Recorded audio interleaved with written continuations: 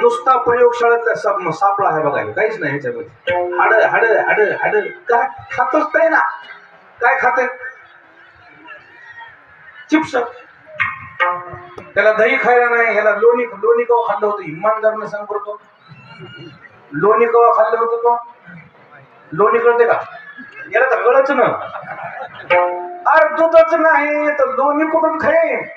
आहार चांगला पाहिजे. आहार काय चांगला पाहिजे? आहार. गिलासभर तरी दूध पाजवा ह्या लेकराला झोपेतून उठल्या आणि झोपतो वेळी गिलासभर. एवढंच करा ह्या बाया सगळ्या कीर्तनातल्या. दुसरं मग काहीच आहे कोणा. पोटच्या पोरायला सकाळी एक गिलास, संध्याकाळी एक गिलास ओरिजिनल दूध देता येईल इतकीच कष्ट करा.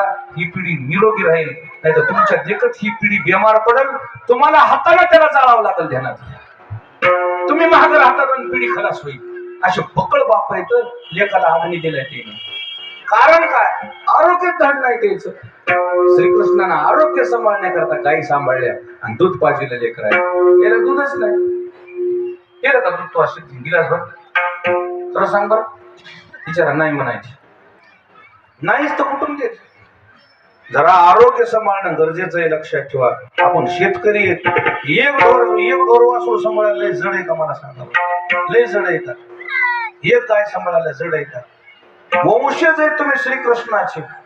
श्रीकृष्णाचे खरे उत्तराधिकारी तुम्ही.